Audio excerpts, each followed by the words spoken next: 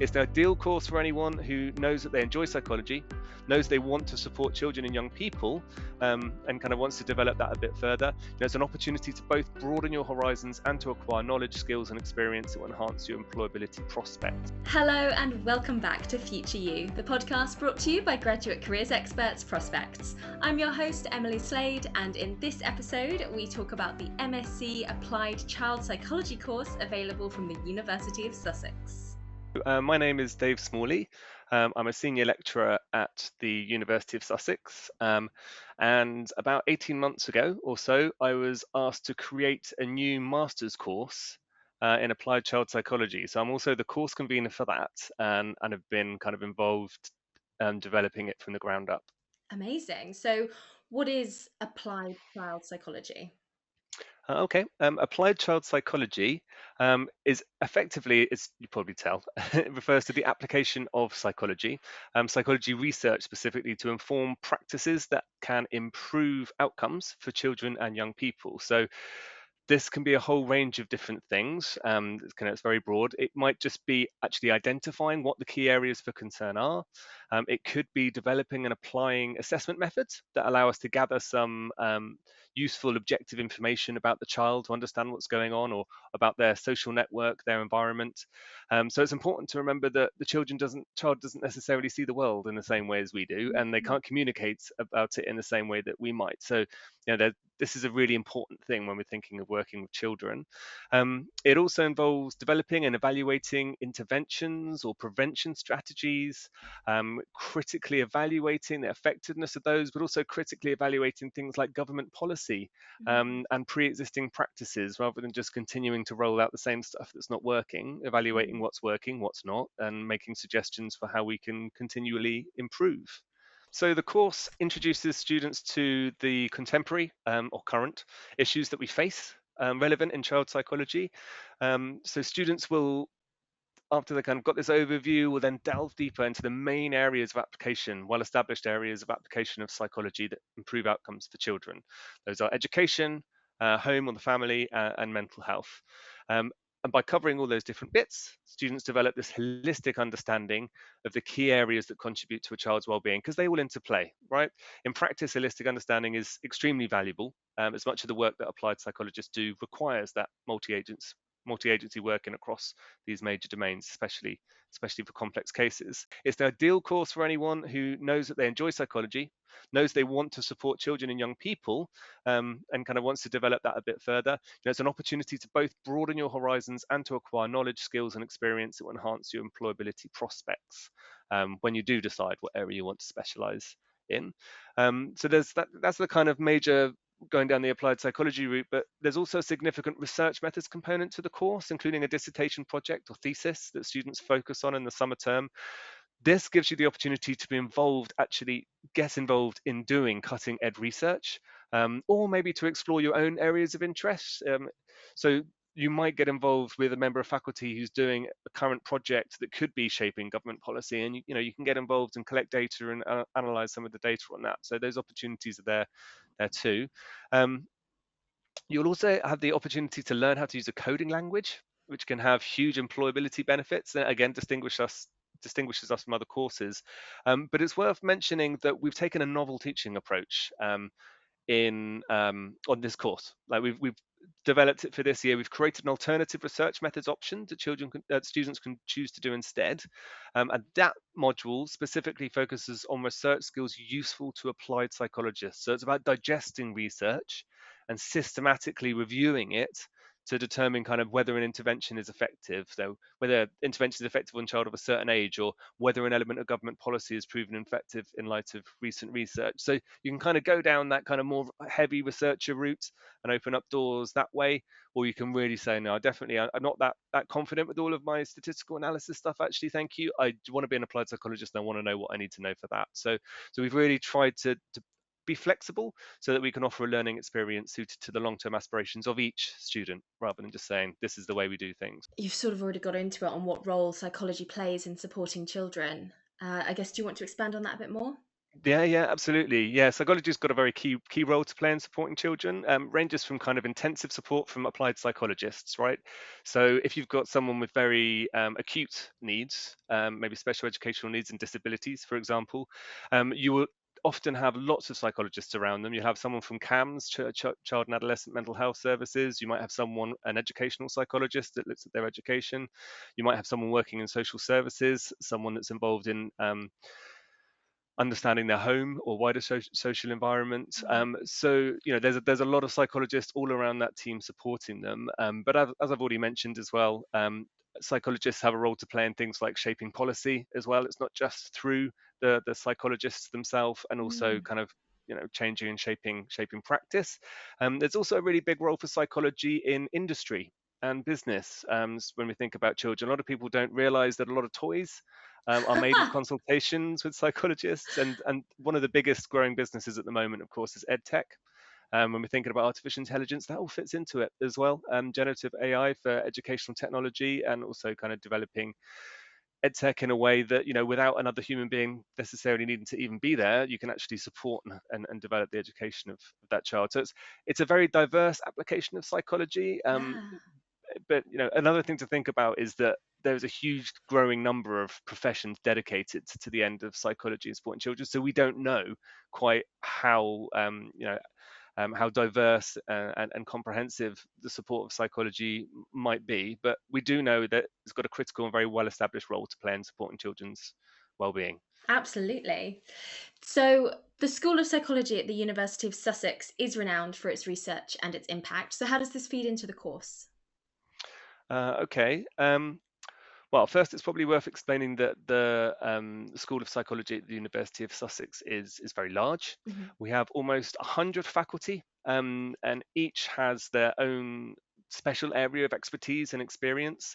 And what that means is that you'll have the opportunity to talk to a huge range of internationally respected researchers. What people don't understand is that when you kind of really get into a niche area, there are only two or three people that really understand it. So you are literally talking to the cutting edge of research when you're talking to these people. So all of those opportunities, everyone always has an open door. You're always welcome to kind of knock and talk to these people about what they do. So there's really nice kind of benefit, I think, that the research intensity at Sussex brings, therefore, to our postgraduate students as well. Um, yeah, so you have all the benefits that that large cohort brings to the school, but there are also probably two key ways that our strength of our research benefits students. Um, One is that when you're taught, so you have the opportunities to go and chat to these people, and that's really exciting in its own right. But also you're taught by a member of faculty with significant expertise in the area. So that means that they have very up-to-date understanding of the topic area, and it really, it gives you opportunities to learn about or even get involved with research that's going on, right now. You can't read about it in textbooks, you can't read about it in a book because it's not been published yet. It's going on right now. So that's a massive strength. So, for example, just thinking about some of our teaching faculty, Ella Skelton, who's going to be the module convener for contemporary issues in child psychology on the course, she is doing lots of research at the moment on the link between children's learning and exposure to nature. Um, Emma Howarth is doing some evaluative work on how services respond to domestic violent abuse in families. So we learn about that as well. Katie Chisholm's doing some stuff on protective factors for mental health in adolescents across neurodiverse populations. So, really important, really kind of cutting Ah, edge stuff that you get to find out about. But another thing to say is that you will also benefit from this kind of diverse range of expertise, not just in the expertise themselves, but through choice, right? So when you come to do a final year research project, and when you kind of decide what it is that you want to focus on, having so many different faculty available to consult with that you could potentially work with means that you can find the thing that's really right for you, that really mhm. interests you, that you find really passionate about, and there's likely to be someone with sufficiently similar interests to be able to work with you on that. So it provides great diversity and opportunity too. Yeah. Oh, fantastic. I just wanted to loop back round and ask an offbeat question. You mentioned about changing policy, like literal government policy. How does one go about that? Do you just sort of pitch it to your fellow psychologists and then you like write to the government? Like just out of interest, how how does that work? I think there'd be a lot of letters to the government about. Yeah. Um, yeah, well, I suppose it's not too far off. So typically, what happens, a piece of policy might come out, and it's the government might themselves fund some research to explore whether it's being effective and whether it needs to be shaped or changed in any way. So it could put a call out, and various researchers kind of bid for that call and then go and do that research. But there's other ways as well. So when I mean, if you think about those sorts of contexts, it can be difficult for a researcher to say this bit of government policy isn't working. So you Mm. will typically have critiques of that research that come out, and alternative pieces of research that come out that maybe display a different perspective. And what science is about, especially in psychology, is kind of building up weights of evidence one way or the other. So one single study isn't enough, right? You have Mm. to be able to um, review psychology research that goes on across the area. So you might have a thematic literature review that takes all the literature that's related to this policy to make some sort of an overall judgment about whether it's effective or not, what directions it might go in, what future thoughts we should have, and that will feed into changing government policy. When something's clearly not working, there's clear evidence that it's not working, and the government says, okay, we need a new white paper, we need to think about how we're going to change education, for example, to work a bit more effectively. Someone will be brought in to spearhead that, and that person will be looking at all of this research, right? So um, it's not just a case of writing to the government. It's about a case of building up our knowledge of what Mhm. works, and we continue to grow. We continue to learn more about what's effective and what isn't. So hopefully, we continuing to improve all the time. Yeah, that's really interesting. Thank you. Um, the summary of your course refers to the opportunity to work with data from real life applied psychology practice. So, can you explain a little bit on what that involves? Yes, yeah, okay. So, I mean, the entire course has been designed to have a really distinct applied focus. So, a focus on exploring the intersection between the research that I've talked about and applied practice.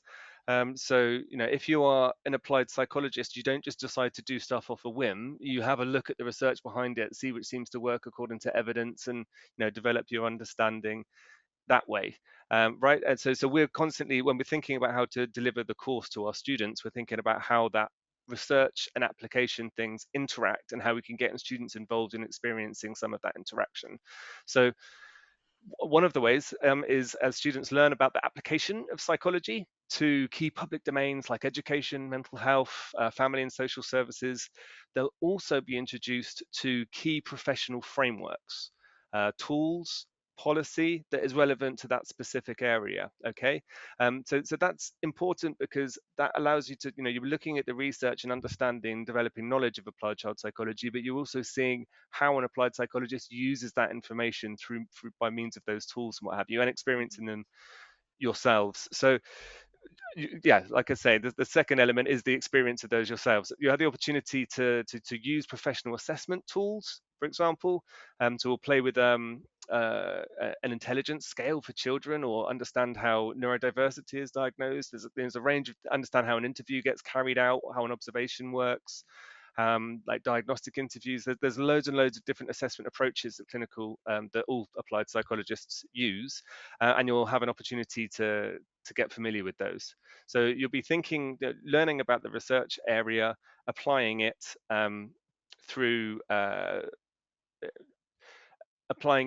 using professional frameworks and tools and what have you, and you'll also have some experience of a wide range of the sorts of assessment tools that psychologists use. Mm.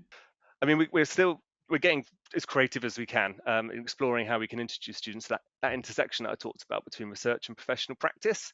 So I'll give you an example that I'm going to use on my educational psychology module. So in that module, students will be introduced to some case study material. So what I mean by that is actual assessment information, Mm. which would be the same sort of data, the same sort of information that you would use if you were an educational psychologist. Okay.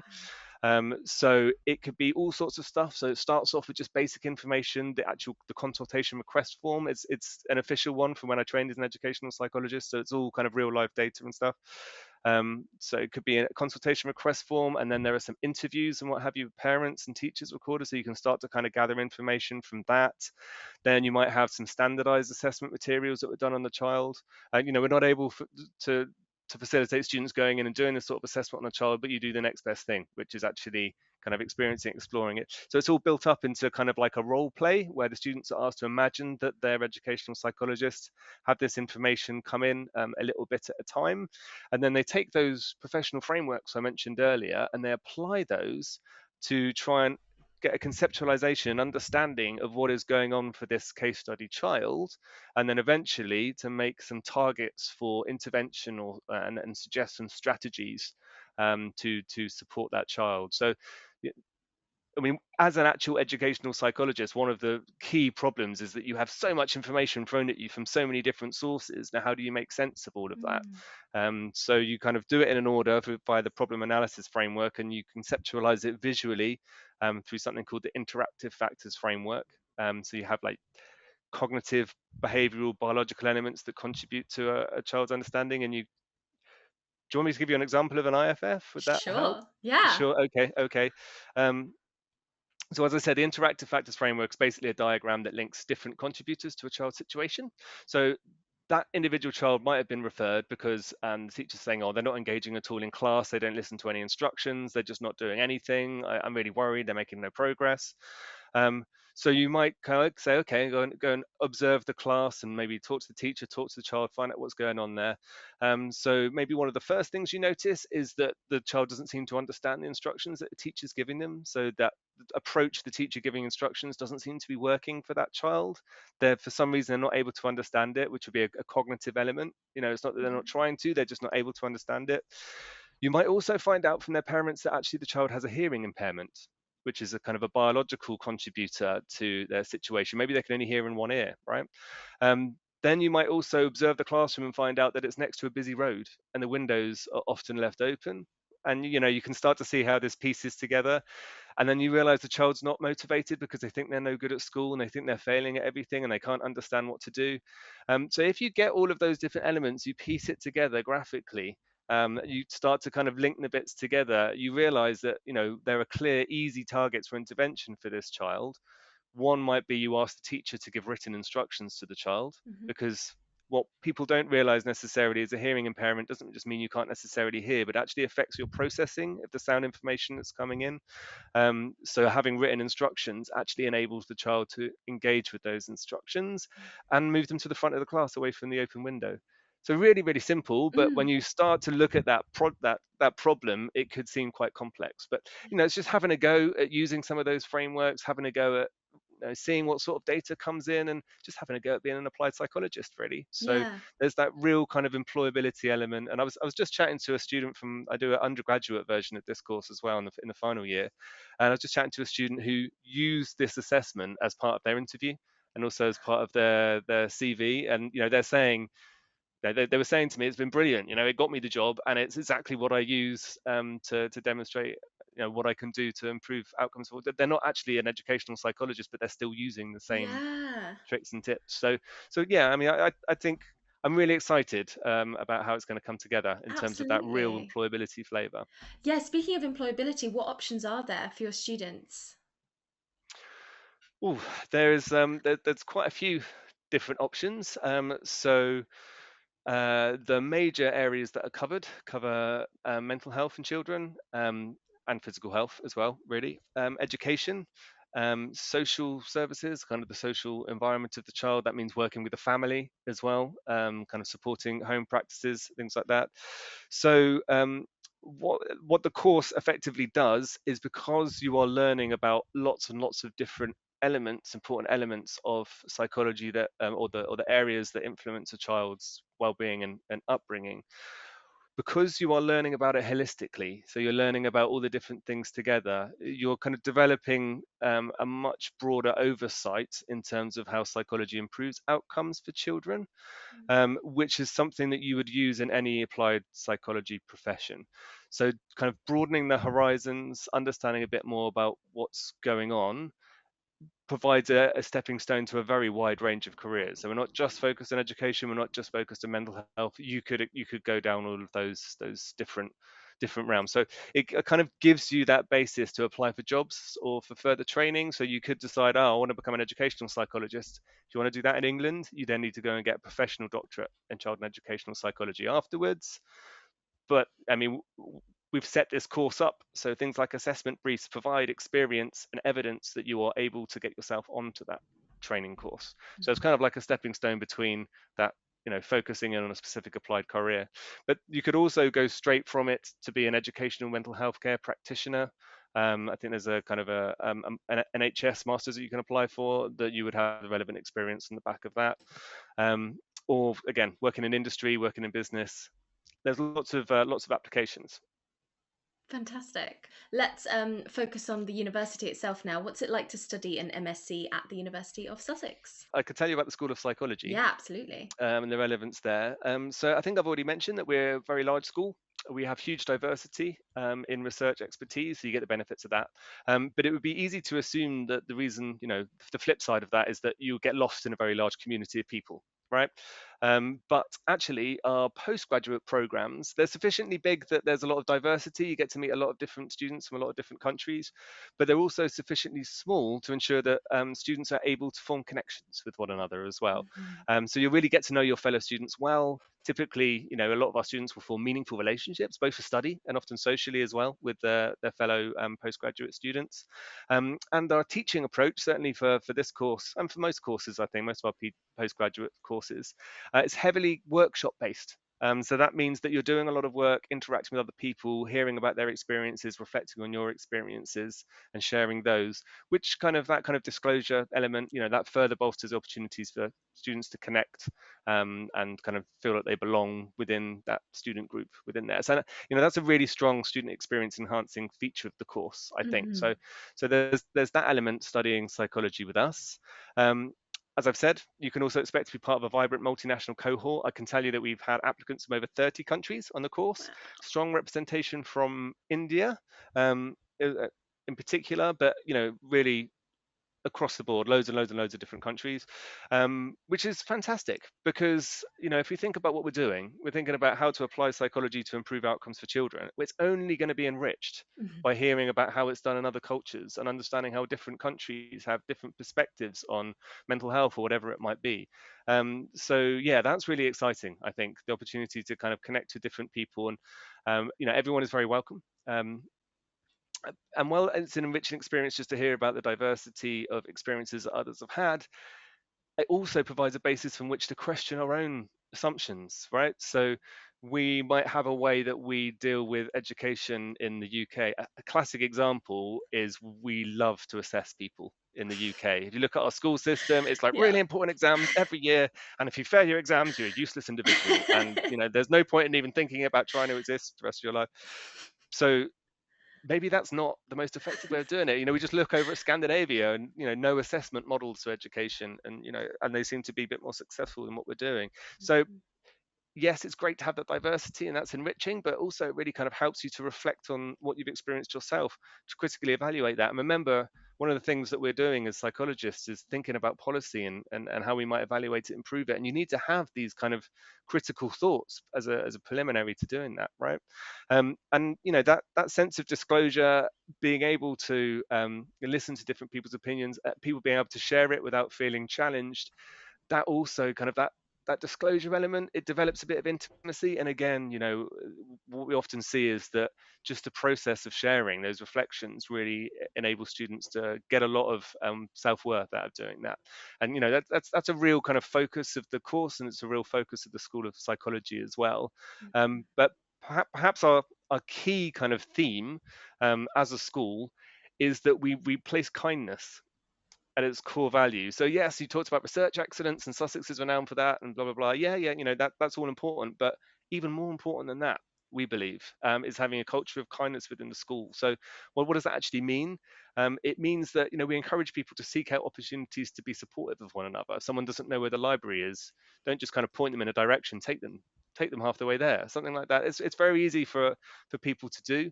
It means we believe that students and faculty work best on the same level, So we don't want to be kind of like head in the sky academics. Actually, we're all here supporting each other, embarking on the same learning journey together.